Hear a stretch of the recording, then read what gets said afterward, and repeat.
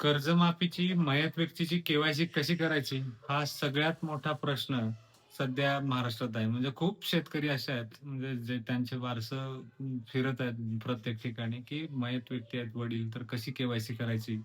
तर त्याला एक सोल्युशन आहे. तक्रार जनरेट करावी लागेल. तक्रार म्हणजे जे आपले सरकार सेवा केंद्रवाला व्यक्ती आहे, तो त्याचा थंब लावून तक्रार जनरेट करून त्याची पावती तुम्हाला देईल. ती तक्रार ऑटोमॅटिक डिस्ट्रिक्ट लेव्हल कमिटी म्हणजे तुमच्या जिल्ह्यासाठी एक कमिटी अपॉइंट केलेली आहे कर्जमाफीसाठी. त्या कमिटीकडे जाईल. कमिटी बँकेला पाठवेल.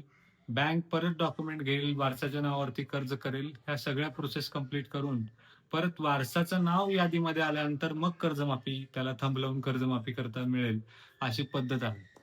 मग याच्यात आणखीन एक लफडं आहे. लफडं म्हणजे आणखीन एक घोळ आहे. काय घोळ आहे?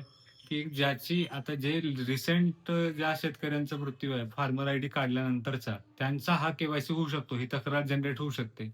पण असे काही शेतकरी आहेत, ज्यांचे फार्मर आयडी या अस्तित्वात होण्याच्या आधी वडील वारलेले आहेत.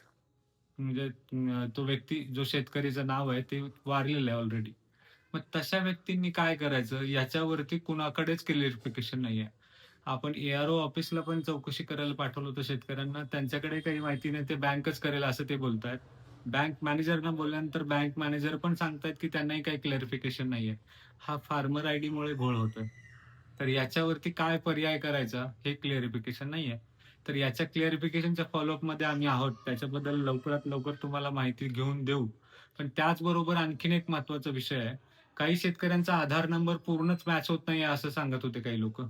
तर आधार नंबर तिथं लिस्टमध्ये किंवा त्या के-वाय-सी करताना मॅच होत नसेल, तर तिथं आधारच्या वरती सगळ्यात म्हणजे एक स्ट्रिप लाईन आहे. त्याच्यामध्ये आधार येस किंवा नो सिलेक्ट आहे. तुम्हाला आधार तुमचं योग्य आहे का येस किंवा नो. नो केल्यानंतर तुम्हाला करेक्ट आधार तुमचा टाकून परत के-वाय-सी करता येते. हा पण ऑप्शन आहे त्यामध्ये. काही जणांचा मला कमेंटमध्ये प्रश्न होता, की माझा आधार मॅच नाही होत आहे, तर काय करायला पाहिजे? तर त्यांच्यासाठी हे सोल्युशन आहे. अशाच काही सोल्युशनसाठी तुम्ही आम्हाला फॉलो करा, लाईक करा, शेअर करा. आम्ही असे सोल्युशन्स घेऊन येत राहू. धन्यवाद.